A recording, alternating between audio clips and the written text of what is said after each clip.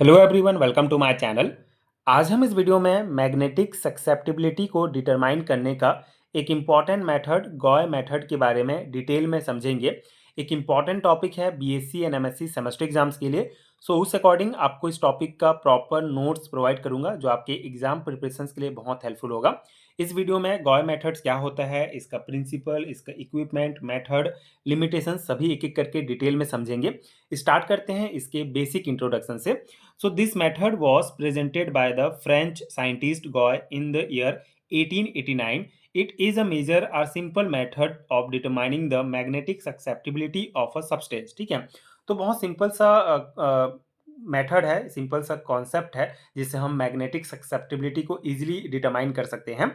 और ये जो मेथड था इसको फ्रेंच साइंटिस्ट गॉय ने सन 1889 में दिया था। तो इनके नाम पर ही इस मेथड को गॉयस मेथड कहा जाता है।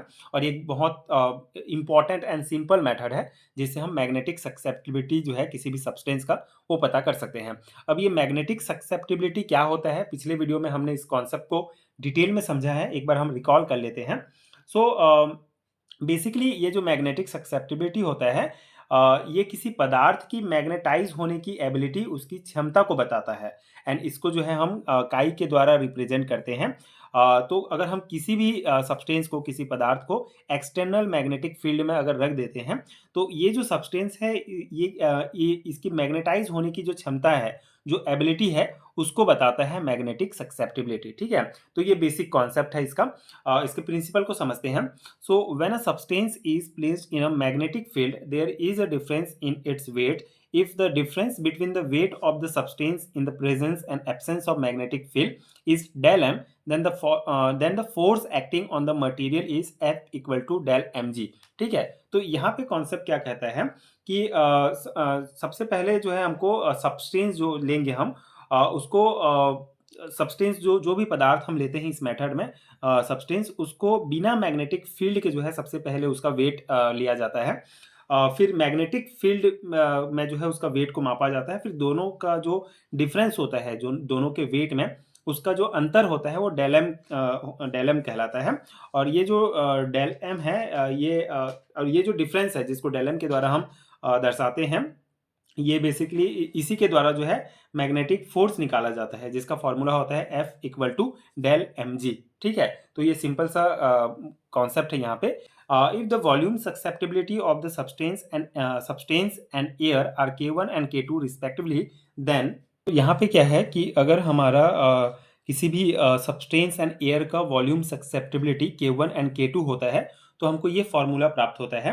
ये जो हमारा del m g equal to 1/2 K1 minus K2 A mu naught H square, ये जो फॉर्मूला है ये बताता है कि सैंपल की जो मैग्नेटिक सक्सेप्टिबिलिटी होती है और एयर की जो मैग्नेटिक सक्सेप्टिबिलिटी होती है एंड जो मैग्नेटिक फील्ड होता है वो बेसिकली जो ट्यूब जो हम लेंगे उसके एरिया पर निर्भर करता है। ठीक है, एंड ये जो फॉर्मूला है, इसी फॉर्मूला के द्वारा हम किसी भी सैंपल की जो मैग्नेटिक सक्सेप्टिबिलिटी है उसको निकाल सकते हैं। इसको अगर हम रीअरेंज फॉर्म में लिखेंगे तो इस प्रकार लिख सकते हैं K1 equal to K2 plus 2 del m g upon a mu naught h square. ठीक है, जहाँ पे हमारा ए जो होगा ये बेसिकली क्रॉस सेक्शंस का जो एरिया है उसको बताता है।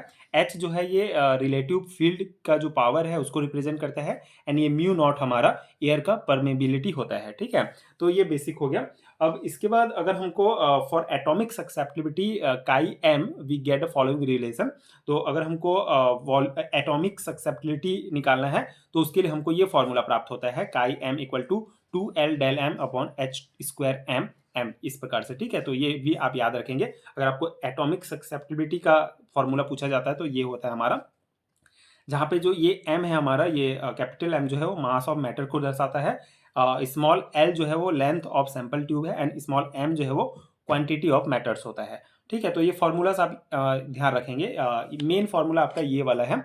इसी फार्मूला से हम किसी भी सब्सटेंस का जैसे आगे हम इक्विपमेंट एंड मेथड में देखेंगे कि जो डिफरेंस निकलेगा उसके आधार पर फिर हम किसी भी सब्सटेंस का मैग्नेटिक सक्सेप्टिबिलिटी इस फार्मूला को यूज करके निकाल सकते हैं। तो यहाँ पे बेसिक तो हमारा प्रिंसिपल हो गया। अब इसकी इक्विपमेंट की अगर हम बात करें तो इक्विपमेंट में आप देख सकते हैं तीन मेन चीजें आपको यहाँ पे देखने को मिलेगी।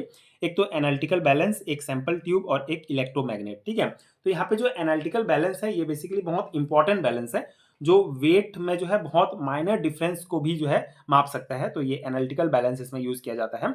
सैंपल ट्यूब हमारा एक काँच की नली होती है बेसिकली, जिसमें पाउडर सैंपल जो है भरा जाता है और ये इलेक्ट्रोमैग्नेट यूज़ होता है। इलेक्ट्रोमैग्नेट बेसिकली एक शक्तिशाली चुंबक होता है जो नॉन यूनिफॉर्म मैग्नेटिक फील्ड उत्पन्न करता है। ठीक है? तो इस प्रकार से इक्विपमेंट में हमारा एनालिटिकल बैलेंस, सैंपल ट्यूब और इलेक्ट्रोमैग्नेट होता है। तो यहाँ पे क्या वर्किंग कैसे होगा इसका? सिंपल सा है। ये सबसे पहले हम ये एनालिटिकल बैलेंस में जो है अपना सैंपल ट्यूब को रखेंगे और इसमें पाउडर सैंपल रखते हैं। फिर ये जो पाउडर सैंपल है इसको इसका वेट ले लेते हैं, ठीक है? उसके बाद मतलब बिना मैग्नेटिक फील्ड के, ठीक है? इलेक्ट्रोमैग्नेट को ऑन किए बिना, ये ऑफ रहेगा तब एक बार हम वेट लेंगे और एक बार ऑन करके वेट लेंगे। फिर दोनों का जो डिफरेंस होगा उसको फिर यूज़ करके हम मैग्नेटिक सक्सेसिबिलिटी निकालते हैं। यहाँ पे मेथड देख लेते हैं, आपको और अच्छे से समझ में आ जाएगा। तो बेसिकली ये नोट्स मैं आपको थ्योरी एग्जाम्स के पर्सपेक्टिव से प्रोवाइड कर रहा हूँ, तो आपको जो इंस्ट्रूमेंट का जो वर्किंग प्रोसेस हो आपको मेथड के रूप में इस प्रकार लिखना होगा। So after filling the powder of the given substance in the sample tube, hang it in a analytical balance. The sample hangs in a electromagnetic field as so in the picture. Let us first find the weight of the substance. ठीक है, तो वही कहा गया है। सबसे पहले हम जो हमारा सब्सटेंस है जो पाउडर फॉर्म में होगा उसको सैंपल ट्यूब में लेते हैं और उसको एनालिटिकल बैलेंस के साथ लटका देते हैं, ठीक है? जोड़ देते हैं। And the sample Hanks in electromagnetic field. ये जो हमारा सैंपल है ये इलेक्ट्रोमैग्नेटिक फील्ड में इस प्रकार से लटकते रहता है। तो सबसे पहले हम इलेक्ट्रोमैग्नेट को ऑन किए बिना इसका वेट ले लेंगे। उसके बाद by generating a magnetic field of 5000 to 15000 ओस्टेन पावर, उसके बाद हमको मैग्नेटिक फील्ड जनरेट करना होगा इलेक्ट्रोमैग्नेट के थ्रू, ठीक है? तो क्या करते हैं, सबसे पहले हम बिना मैग्नेटिक फील्ड के वेट ले लेते हैं। उसके बाद मैग्नेटिक फील्ड जो है हम जनरेट करते हैं 5000 से 15000 ओस्टेन पावर का।